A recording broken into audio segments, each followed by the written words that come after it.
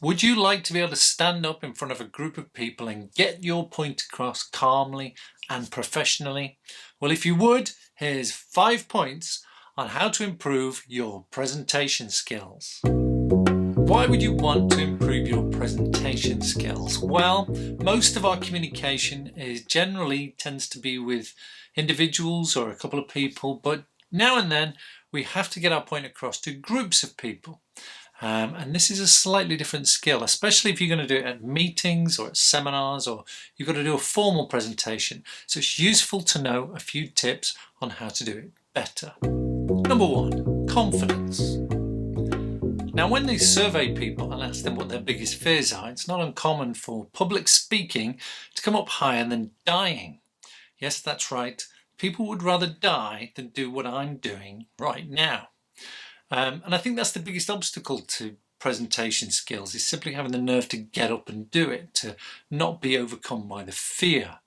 So how do you get around that? Well, you've got to build your confidence, but confidence itself is a bit of a tricky subject. There are 2 things you really need to understand about it. Firstly, what is it? If you look it up in a dictionary, you'll find the definition is around trust. It's to have trust in something. So when we talk about presentation skills, what we're talking about is to have trust in our own abilities and trust that it will go well. Which brings us to the next question about, if that's what confidence is, where does it come from? Well, there are 3 main things that build your confidence or feed into it. Firstly, knowledge and skills. Being able to do and being prepared to do what you're trying to do will build your confidence. If you don't know how to do something, you're obviously going to be a bit nervous about doing it. So having the knowledge and having the skills you need to do a task, like give a presentation, is important. And we're going to cover a few of the technical aspects in a minute. The second place confidence comes from is from experience. Now, you'll hear the phrase sometimes, practice means perfect, but it's probably more accurate to say perfect practice means perfect. If you practice something and you do it wrong every time, you're not going to get any better at it. So experience is really important, because if we do something and it goes well, we're going to be more confident when we try it again. So it's important we have a go at things in a measured way and we build our confidence through positive experience.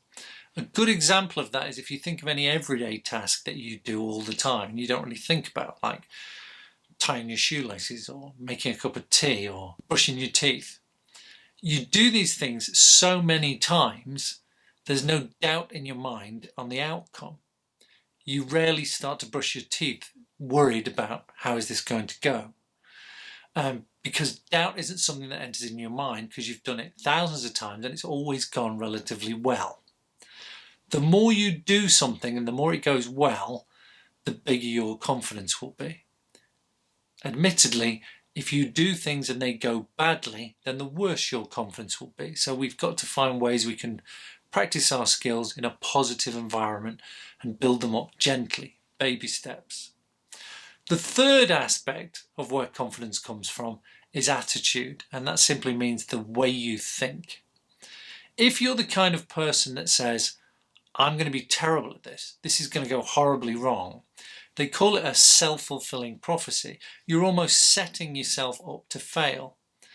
Your attitude going into it is one of defeat, if you like. It's much more important that you retain some level of positive mental attitude. And that doesn't mean you have to fool yourself or tell yourself that you're the greatest at anything. You've just got to be honest, but in a positive way. So you tell yourself, okay, I've never done this before, I'm going to try this, I'm probably going to make some mistakes, but that's okay, I'm learning. Mistakes is all part of the learning process. I've just got to get through it. And the next time I do it, it will be easier and it will be better, and so on and so on. Self-talk to yourself as if you were your own best friend. What would they say to you? They would encourage you, they would support you, and you need to do that to yourself.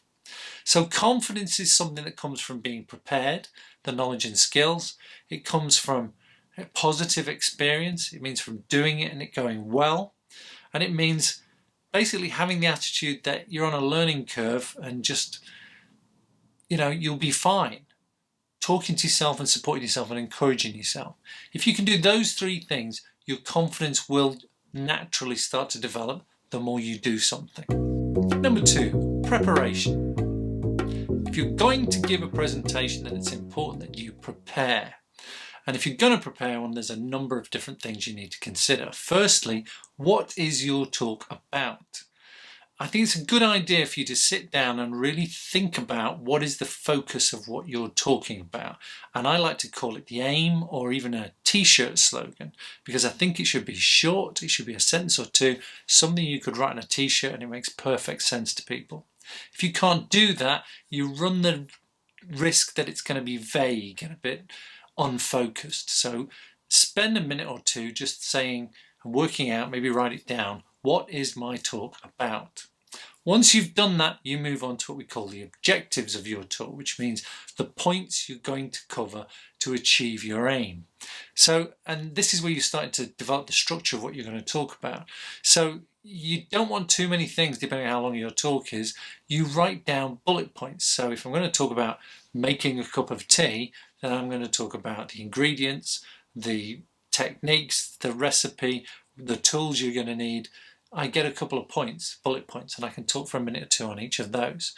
So chop that aim up, your t-shirt slogan, what it's about, into the points you've got to cover. Those are your objectives. That brings us to the structure. Now there's lots of fancy structures you can use to actually put your presentation together, but I like to keep things simple, and probably the simplest and easiest structure I've ever heard is what's known as the 3 tell-ems. And it works like this. Tell them what you're going to tell them, and then tell them what you've told them. That may sound insane, but let me explain. Firstly, you're going to tell them what you're going to tell them, which is your introduction. You're going to introduce yourself and you're going to introduce your talk. It doesn't have to be much more than that. If you want to, you could outline the points you're going to cover, which you've already decided on. Then you tell them, which means you cover those points, you talk about and you cover those basic points in your structure, and then you tell them what you told them, which means you summarize, you close. Think of it like the news. At the end they go, the main headlines again. You're going to say, so I talked about this and this and this. You might ask for any questions, you might not, but essentially you then thank the audience, goodbye, that's it. Tell them what you're going to tell them, tell them what you told them. That's the structure. Now, once you've prepped all that and written it down, etc., it's probably worth considering a few other factors. So you need to consider your audience. Who is this talk to? Do they know a lot about this subject, or do they know nothing about this subject? And adjust your material to suit them. Think about the venue and the size of the audience. Is it a great big stage and hundreds of people, or is it a small room with 5 people, 10 people? Because you might need to change your material to suit that as well. Think about any supplementary material you may need. So are you going to use slides? Are you going to use a flip chart? Are you going to have props or physical things that you need to show people? And how are you going to work those into your subject? Things like that can really bring a presentation to life, but we'll talk about those in a minute or two. And also think about the time. How much time have you got for your talk? Sometimes it's open-ended, but more often than not, someone will tell you you've only got 5 minutes or 10 minutes or an hour. And you need to work out when you're writing it how long each point's going to last. Now, time's a tricky thing when you do presentations. It's strange. Often when I teach people in a classroom setting and they do presentations, I'll time them. And I don't do that to kind of catch them out. I do that because at the end of their presentations, I'll ask them, how long do you think that took? And it's not unusual for people to say it took twice as long as it actually did, or half as long as it actually did. Depending on how active your brain is, time distorts. It's a weird thing. So if you can get a clock or get your mobile phone with a little timer, that can be really useful. The last thing we need to think about are your notes. I tend not to use notes on paper. When I do these videos, I have the notes on a whiteboard like this, which is in front of me, but I try to not to look at it that much. Sorry for the camera bang there. But if you've given a talk, what I would recommend you use are these index cards. Why? Because if you hold a big sheet of paper, the danger is it will, and if you're a bit nervous, you will rattle it. And also if you lose your place on a big sheet of paper, It's hard to find it, but on these little cards, don't write everything. You're not supposed to be reading it. It's supposed to be a reminder. You can just put little bullet points on them. Those little points, okay, I've got to talk about that, then I've got to talk about that. And they're a bit more useful. Also, if you've got several of them, hole punch the corner and put a little treasury tag through. That way if you drop them, nightmare, at least when you pick them up, they'll all still be in the right order. Number 3, delivery. So how do you deliver a good presentation? Well, firstly, take the pressure off yourself. You're not trying to look like a game show host here. You're not trying to be slick. You just want to be natural, a real person. That's what people will engage with. If you're a bit nervous, that's fine. People will understand. Most audiences are pretty forgiving, depending on what you're talking about, obviously. The first thing I would say is plan how you're going to start. What's your opening sentence? Now remember our structure. We said we're going to introduce ourselves. We're going to introduce our talk. So my name is Chris Hughes and today I'm going to talk to you about making a cup of tea. I will cover the following points. Whatever you say, as long as it fits your personality, it doesn't really matter what it is, as long as you've kind of got it in your head. I'm going to walk out and I'm going to say that. We want to make a good first impression. So we're going to smile, we're going to look people in the eye, and we're going to try and engage with them. That's our opening. Once you've got past that, then you're off and running. Really all you've got to do then is cover those basic points that you've already planned out in your structure. Probably the only thing I would say to keep in mind is pace, which just means the speed of your presentation. Don't start to slow down. If you lose your place in your notes, it's okay to stop. It will seem to you like it's hours of silence, but to the audience it will seem like seconds. It's not a big deal for you to stop, find out where you are and catch up and get back on track.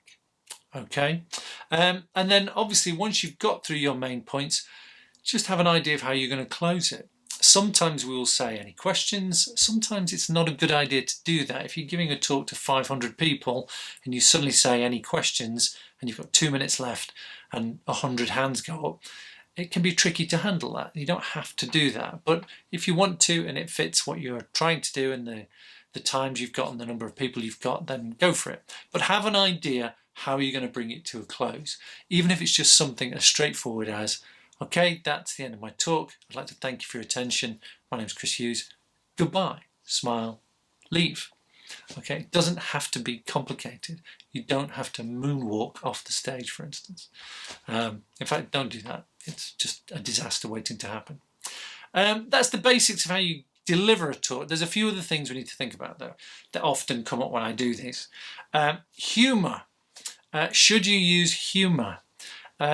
Studies have shown that humour is one of the best tools for making people engage with a training session or a presentation. It's really useful. People tend to engage more with the speaker and they tend to remember more as well if it's funny. But the caveat for that is if you can do it. Studies also show that if you can't do it, if you can't tell a joke, it's probably the most destructive thing you can do to any sense of authority you've got. Imagine the nightmare scenario of telling a joke to a room full of people and just hearing the wind gently breezing through the windows, through the trees outside, as people sit there. Maybe a solitary cough. It's horrible, yeah? If in doubt, don't. You don't want to be trivialising what you're talking about. You also got to be careful because what you find really inoffensive and funny, somebody in the audience may find the opposite, quite offensive and funny, or they may find that you're not taking it seriously. So it can be good, but make sure you're really confident you know what you're doing and you've done it before. If you're in any doubt, leave it. Just try and be happy, wryly amusing. Don't try and be a comedian. More often than not, it goes horribly wrong. Microphones you may come across if you're doing presentations. There's not much you need to know about them other than there is a distance between your mouth and the microphone, and the microphone on this is on the camera. So if you can hear, the more I move around, the volume will go up and down. So if you have a lectern with a microphone, just try and stay roughly the same distance from it. Or if you're holding a microphone, don't do this thing with it. Don't pretend you're Tom Jones swinging it around. Okay, just keep it one distance and the levels will stay the same. Okay, Time we've talked about, just keep an eye on the clock because your brain plays funny tricks with you when you're doing presentations about how fast it's going. And the last thing I would say is if something goes wrong, don't worry about it and do not apologize for your talk. Okay, people will forgive you anyway. Just move on. Just acknowledge something went wrong, calm yourself, stop, breathe, think about what you need to do, and then crack on and find your place again and just carry on. Everyone will forget about it. Don't worry about it. Things go wrong. That's life. Don't let it throw you. Number 4, supporting materials. Essentially, this means things other than you talking, things that illustrate what you're saying. So that would include things like videos, slides, flip chart, physical objects, flyers, handouts, anything else that you bring along to illustrate what you're talking about. Now then, there are a lot of things you can do, but the one thing most people tend to fall back on are slides, things like PowerPoint. And that can be a great thing. It can be a great addition to what you're talking about. But there's a couple of points that are worth noting here that I come across quite often. Firstly, if you're going to use any kind of supporting material, it should enhance and add to the main event, which is you talking to the audience. It should not replace that or be the main event. On a couple of occasions, I've seen people where instead of writing what they're going to talk about or planning what they're going to talk about, they start by creating slides. And then before you know it, they're not talking to the audience, they're reading out the slides. And that's not good. The slides should be an addition. It should be one of the last things you prepare. Or the flip chart, whatever. If you're going to use a flip chart, by the way, they tend to be more dynamic. You can get answers from people, you can engage with the audience, and you can expand on an idea. The downside to it is it's messy, and obviously if you've got a huge room with lots of people, they probably can't see it unless you set a camera up on it on a big screen. So be aware of that. Smart boards are another example of that if you want to do something a bit more interactive. But if we talk about slides, there are a couple of things you need to know. Firstly, keep them really simple. Okay, don't overcomplicate them. And text in particular should be kept to a minimum. A word, a couple of bullet points. Really think about how do I reduce the amount of text. Too often I've seen slides where you click to the next slide and there is a full set of paragraphs of text in tiny font that people can barely read. And you can almost hear the audience groaning with, oh blimey, if I've got to read all that. If there's lots of text, it means there's too much and you need to rethink those slides. It's a good idea to not have anything on the font size less than 20. If you find you want to do it less than 20, it's usually because you've got too much text and you're trying to cram it in. If it's less than 20, people will struggle to see it, and it just is a good sign that you've got too much. You need to rethink what your slides got. Also, the font you're going to use and the colour schemes. People with certain conditions like dyslexia can struggle with high contrast slides, things like black text on white, so often it's a good idea to use a colour. I tend to do mine on a blue with a slight colour so there's less contrast. Also certain fonts where they've got serif fonts, they've got curly willy bits on them.